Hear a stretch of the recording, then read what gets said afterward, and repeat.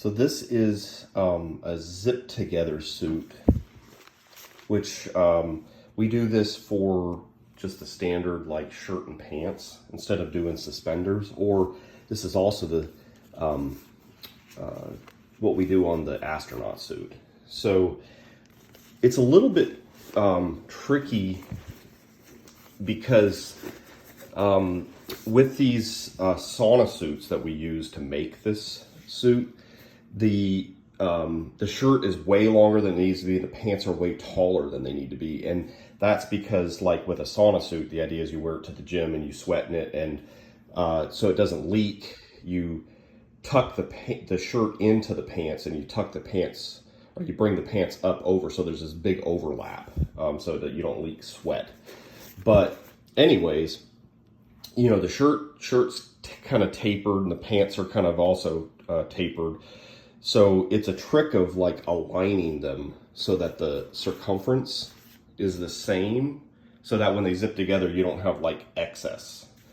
And then of course also, like, you have to get the customer's torso length so that this is not going to be too long from the crotch up to the shoulder.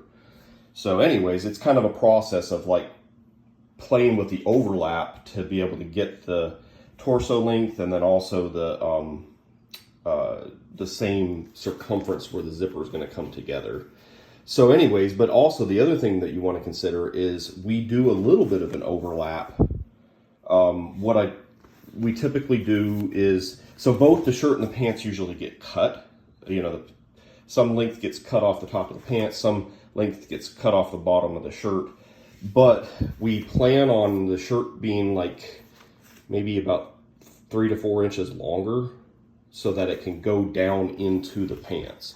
And that way, when you're wearing it, you're not like, you don't have this zipper. These teeth are kind of not real comfortable. So this creates a, it kind of goes down in there, and it kind of creates a little bit of a flap. So anyways, the way that it attaches is, now this shirt was accidentally made with the zipper being attached to the bottom, so it actually has a fold under, and it had a strip, so that's why it kind of looks like this.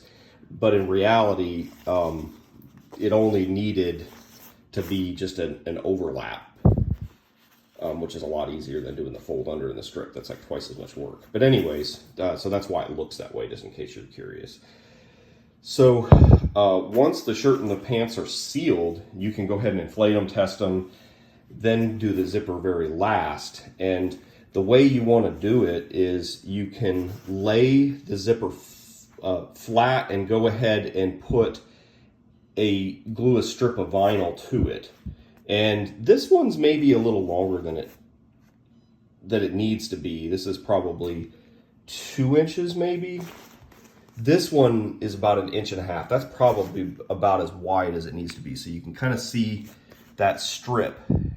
And what you do is you go ahead and glue the strip to the zipper first, so that it looks like this, so that it's kind of, you've got this much excess zipper, so that when you're zipping it, you don't have material there. But then you glue the vinyl to the other half of it, and then this other part of the strip is not glued to anything yet. So you start by just cutting a length of strip to the length of the zipper and gluing it to the zipper on both sides of the zipper. So basically, once you get done with that, you're going to have a zipper with a strip, about 1.5 inch strip on both sides of it. Then you can start gluing it to the shirt and pants. But the first thing before you start gluing it is probably to kind of make sure you play with the position, because worst case, if you need to kind of fudge it a little bit, if it's not lining up, you can always play with the position on the shirt just a little bit. And I mean, you could also do that on the pants to some degree, but normally the pants just glue to the very, very top. So, but you could always kind of play with this to kind of, if you need to change the width, because the shirt is kind of tapered. So if you go up further with it, it's going to take up some extra slack. If you come down with it, it's going to reduce it. And then over here on the end, what you want to do is you want to cut what you don't need of the zipper off this end, not this one. This is very important. These little prongs are what let you get the zipper started. So you got to make sure that you've got that prong on both ends. And you do have to have two zippers, because these are weird zippers where it's removable, but it's only removable.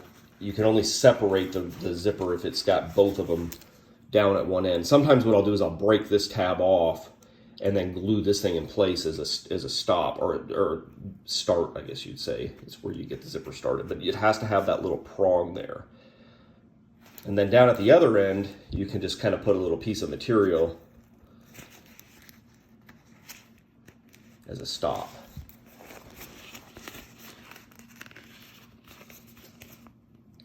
So that's pretty much it.